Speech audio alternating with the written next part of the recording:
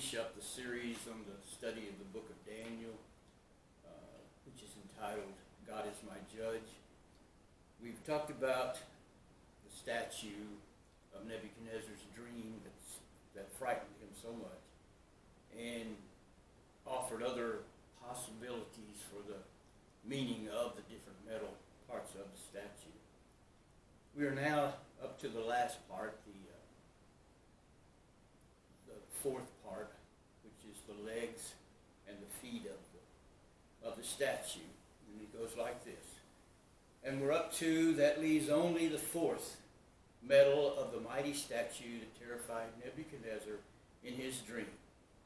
The legs of iron with feet partly of iron and partly of clay. And the fourth kingdom shall be strong as iron, forasmuch as iron breaketh in pieces and subdues all things. And as iron that breaketh all these, shall it break in pieces and bruise. And whereas thou sawest the feet and toes, part of potter's clay and part of iron, the kingdom shall be divided, but there shall be in it of the strength of the iron. Forasmuch as thou saw the iron mixed with miry clay, and as the toes of the feet were part of iron and part of clay, so the kingdom shall be partly strong and partly broken. And whereas thou sawest iron mixed with miry clay, they shall mingle themselves with the seed of men, but they shall not cleave one to another, even as iron is not mixed with clay. The Hebrew word for mingle is hava or hava, which means to come to be with the seed of men. The fourth kingdom shall be strong as iron. The number 4 usually represents the world. Might the fourth kingdom be a global kingdom, a new world order in the latter days. Tradition puts the fourth kingdom, if the legs and the feet of the statue, as the Roman Empire. It was Rome that conquered Jerusalem in 70 AD and destroyed the temple, bringing to an end the nation of Israel. Nearly 2,000 years would pass before Israel became a nation again in 1948. It was Rome that fulfilled the prophecy of Daniel after Christ was crucified, resurrected, and glorified at the end of the age. It will be Christ who returns to conquer and put an end to the fourth kingdom, the final kingdom of man, the Rome of our time, thus fulfilling the prophecy of Daniel again in its final fulfillment. Keep in mind all the Roman connections to the Statue of Liberty, which we discussed last time, and they all symbolize America. The pattern for the fourth kingdom of the statue of many metals goes all the way back to Genesis, when the sons of God saw the daughters of men and took them as wives, producing children that were giants and mighty men of the world. For the sons of God mingled themselves with the seed of men, and their offspring became like iron mixed with miry, sticky clay. And it came to pass, when men began to multiply on the face of the earth, and daughters were born unto them, that the sons of God saw the daughters of men, that they were fair, and they took them wives of all which they chose. And the Lord said, My spirit shall not always strive with man, for that he also is flesh. Yet his days shall be 120 years. There were giants in the earth in those days, and also after that, when the sons of God came in unto the daughters of men, and they bare children to them. The same became mighty men, which were of old, men of renown.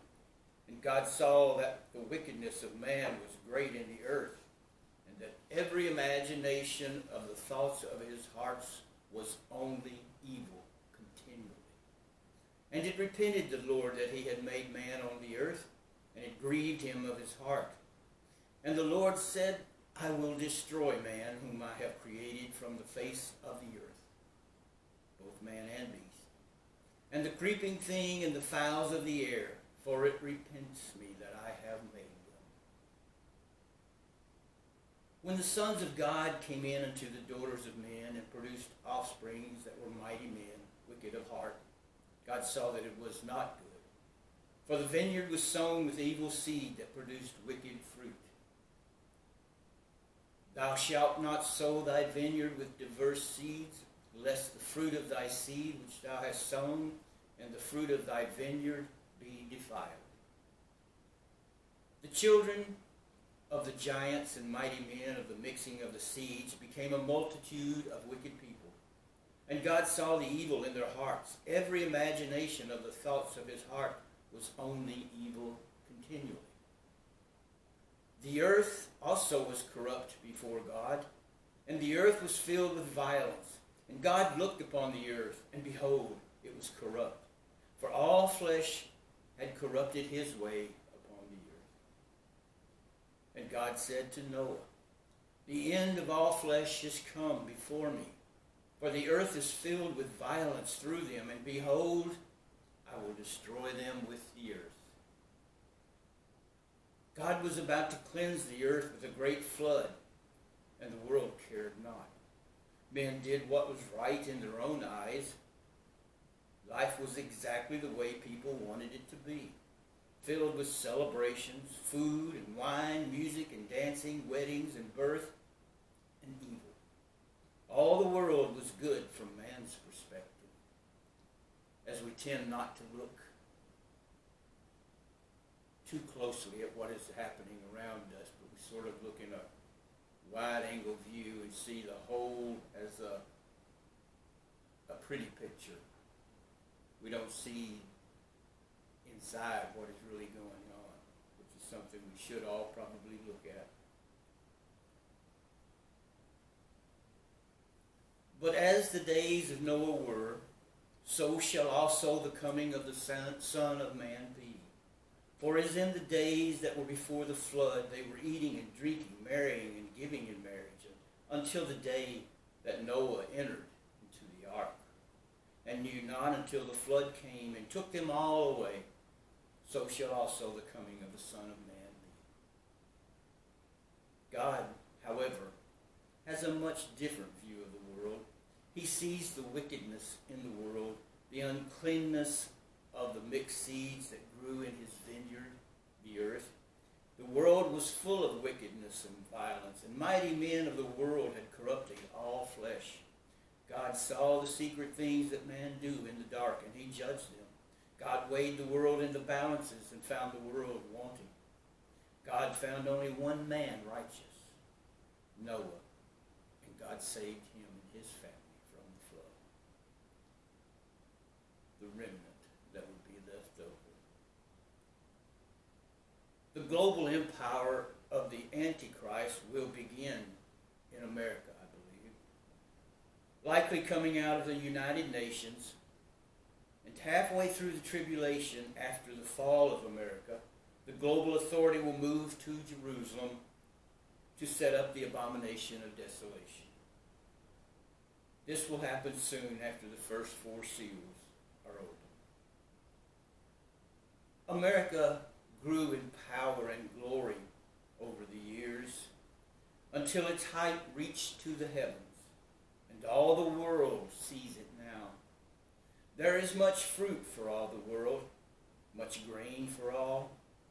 America is a nation of greatness, riches more than any nation since the beginning of the world. As the center of the financial world, America enriches all the merchants of the seas, and its people live carelessly in the tabernacles of luxury. The cities of America spread out like beacons of opportunity, a burning light shining to all peoples, nations, and languages across the world, offering the hope of freedom to those oppressed. But beneath that glow of prosperity, something else is growing, something dark and rotten. The shadow of Marxist rebellion raised its evil head in the midst of the great cities. As America turned away from God, taking the Lord's Prayer out of schools and the 10 Commandments out of the law, there is a rise in hopelessness. Sexual immorality, perverse lust seethe out of the dark soul of the cities. Abortion clinics sacrifice unborn children every day.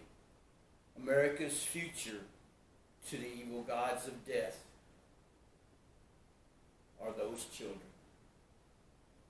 Pornography enriches the wicked and destroys lives. Drugs take away the souls of many, then takes their lives. Wickedness rules in the house of government, and the courts convict the innocent and set free the guilty. America, like Babylon under the rule of Belshazzar, is found lacking. And the binding of that stump of ancient Babylon parallels the binding of the dragon for 1,000 years, as we read about that in Revelation. But Babylon the Great, released from its binding band of iron and brass, grew full in the fall season of the world. Let him who has ears hear. Daniel had more bad news for Nebuchadnezzar. Not only would Babylon fall, but he, Nebuchadnezzar, would be driven out of his own kingdom, forced to live like a wild animal in the fields.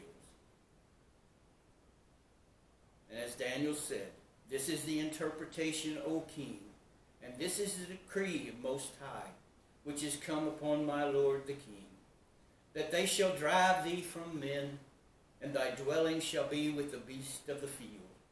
And they shall make thee to eat grass as oxen, and they shall wet thee with the dew of heaven. And 7 times shall pass over thee, till thou know that the Most High rules in the kingdom of men, and giveth it to whomsoever he will. Daniel even tried to warn the king, saying it was not too late to change his ways, and perhaps God would postpone his punishment for a time. We should all heed Daniel's warning and change our ways before it is too late. Wherefore, O king, let my counsel be acceptable unto thee, and break off thy sins by righteousness, and thine iniquities by showing mercy to the poor, if it may be a lengthening of thy tranquility. However, Nebuchadnezzar's lofty pride and careless boasting could not be contained. Yet another reminder of Donald Trump's disastrous boasting in our times. But even before Trump, there was another prideful, boasting president, Barack Obama. His wickedness fundamentally changed America into Babylon the Great. At the end of 12 months, he walked in the palace of the kingdom of Babylon. The king spoke and said, "Is not this great Babylon that I have built for the house of the kingdom by the might of my power and for the honor of my majesty?" While the word was in the king's mouth, there fell a voice from heaven saying, "O King Nebuchadnezzar, to thee it is spoken, the kingdom is departed from thee." Those words from Daniel, as he heard them from God, not only apply to the Babylon of Nebuchadnezzar, but these many, many thousands of years later, Babylon rises again. And as the system of government that is Babylon, that has been here from the beginning, rises up, we will see the same thing happen again as in Daniel when the tree was cut down. So we should look at our wicked ways and the path we are on as a country, as a nation, and as a world, and ask ourselves,